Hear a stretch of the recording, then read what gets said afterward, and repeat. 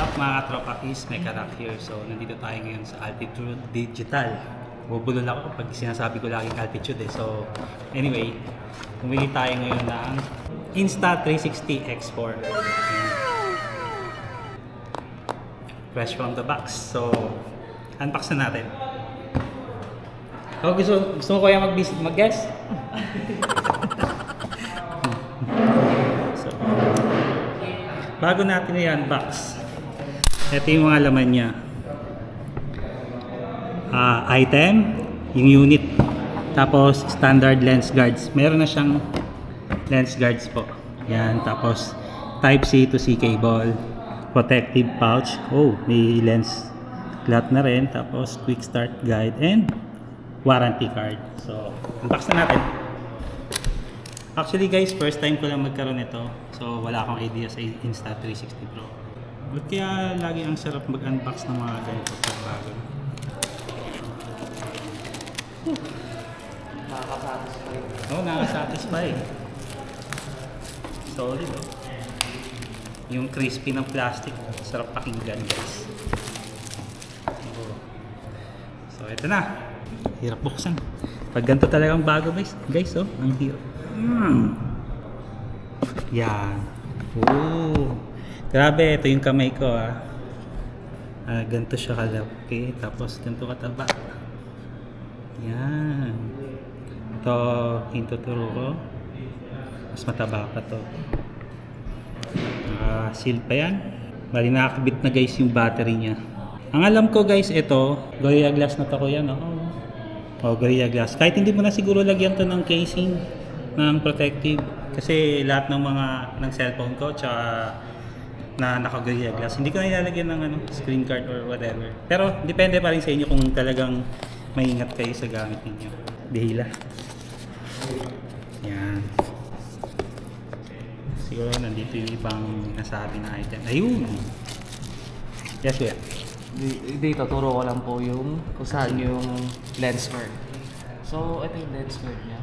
Saan siya nakalagay. Oh! Ayan. So, pwede nyo na itong ikabit na. No. Para hindi magasgasan, no? Para ready to use na agad siya. Before na i-open.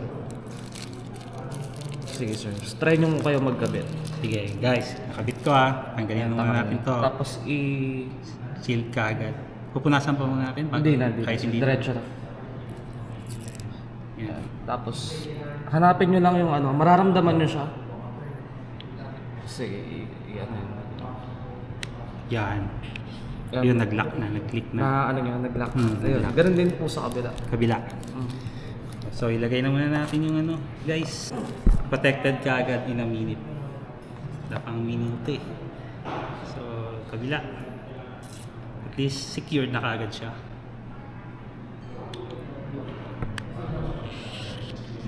Yan. Nag-lock na rin siya. Oh, nag-lock. Okay na. So, tingnan muna natin yung ibang item pa. Bago natin buksan.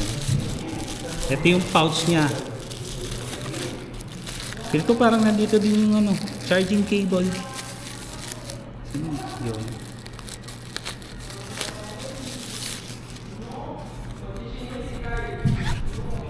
Okay. Oh! Guys, oh. May casing na rin siya. Hindi mo na kailangan bumili ng case. Amoy Amoy brand new. Guys, nagpe-flex lang ako. Huwag kayo maingit, Shout out kay Boboy Muran, Asian Black Boy. Alam ko, naingit ka na. Makakabili ka rin. Ito yung cable. Hindi ko nabubuksan. Meron naman ako sa bahay na ganito din. USB Type-C to Type-C. Thermal grip cover. Insta360 cloth na lang. Sige. Yan. Pag dumisan. Sagad. Open na natin. Gusto ko sanang bumili ng stick. Pero mag-improvise muna ako ng sayang kasi yung nandun sa bahay na stick ng DJI ko. So pagbukas mo, kagad English. So please download Insta360 app. Ito na. So na-download ko na kanina. Pina-download na sa akin ni Kuya kanina. So download the Insta360 app in App Store or Google Play. Pag gamit natin guys, Redmi Note 10 Pro. May nakalagay X4. So kuya, kailangan ko tulong mo dito. Plus ba? So, na-open nyo na po ba sir? Start download. Saglit lang naman po yan, mga less than a minute lang naman po. Okay. A few minutes later. Please download. No, 100% na dito. Hintayin lang natin sir. Sige. Habang inaantay natin yung firmware, ilan nga ba, gano'n nga ba katagal to kuya malobad compare sa X3? Yan po is nasa 7 hours. 72 hours? Tagal na 72 hours. Minutes. minutes. 72 Yung minutes. X3, 70 minutes. Ngayon, nasa, alam ko, Depende pa rin naman 130. po yun. Depende sa, Resolution. Kung mga naka 8K kayo, mostly possible in between 45 to 60 minutes. 45 to 60. So, kung like for example, kung mag-upload lang naman kayo sa mga social media, 1080p lang talaga tayo. 1080, pero default niya is 4K. 4K.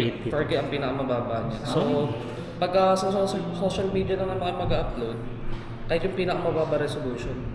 And then pag, for example, sa YouTube kayo balak mag-upload ng videos, yun, kahit 8K nyo dun. Yun Kasi maganda talaga. ipapalo nyo talaga ng 8K yung resolution dun. Ganda. So, ulitin na lang natin siya. Ganyan din po yung kahapon. 2 hours later. Wala kasi ako lang guys pa sa ganitong Insta360. Fan din talaga ako ng Osmo Action 4. Kaya ayun. Ang pinakamababa pala niya is 4K. Yun yung pinaka ano niya. Pwede mo naman may adjust. Di ba na-adjust naman yun? Yung frames. Frames. Kasi naka 360 siya. Ang pinaka nagustuhan ko dito yung parang sinabi niya na nung nagre-review ako, Me mode. Sumusunod sa yung camera. Kung nasaan ka, doon nakafocus. So pag-aaralan ko pa. Yun, connect na. Update. Ayan, nagre-receive yung firmware na. Yan pala eh. 12 hours later. Sir, kailangan ko na ba itong i-register?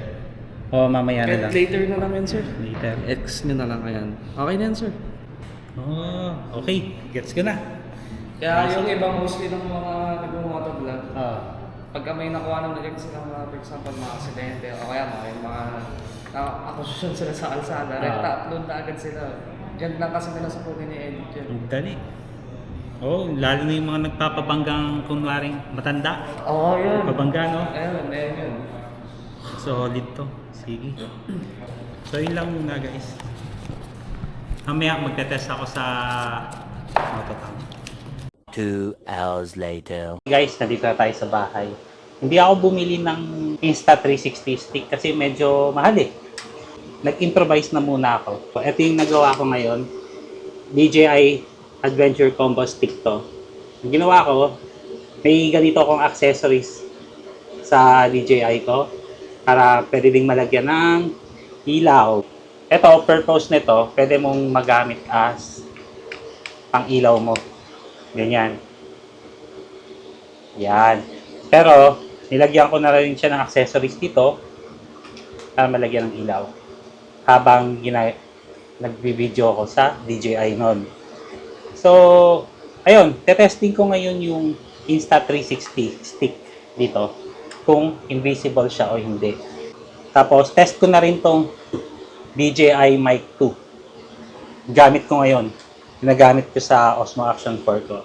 Ganyan kalinaw ang boses ko kapag gumagamit ako ng DJI Mic 2. A few moments later. Ayun o. Ano kakaiba niya sa X2? Ha? Ano kakaiba niya? Ulok yung X2. Ano tayo pala ito? Test mo yan? Hindi nga. Bago pala ko lang eh. Talaga ba? Pero kumisi anak ko muna. Asan susi? Sige nga, asan susi? Ayan, biglang tumumbay yan ha. Okay guys, testing ko ngayon yung na-improvise ko na. Okay guys, test ko ngayon itong receiver ko kaya lang nakikita. Kaya pala may nakikita ko sa ibang vlogs na kinoconnect nila yung accessories na kailangan para magamit itong receiver para sa X4 guys. Ulansi yun eh, nakita ko. Kaya ayan oh, nakikita ninyo yung nasa gilid. Ito. Receiver yan ng DJI mic. Kaya hindi natin magagamit na may nakaharang na ganyan. Hindi ko din alam kung gumana yung mic. Kasi sa receiver nandito, pag nagsasalita ako, okay siya. Hindi ko alam kung nakukuha ng Insta360 ko. Export. Yan. Yun lang muna. The next day. Good morning guys. Ayun, may na-discover ako. Ito palang wireless mic, tsaka export. May built-in mic na rin pala ito. Ngayon ko lang dinalaman kasi ang expected ko, kailangan pa ng receiver. Tapos ikakabit mo dito sa gilid. Hindi na pala. Open mo lang to.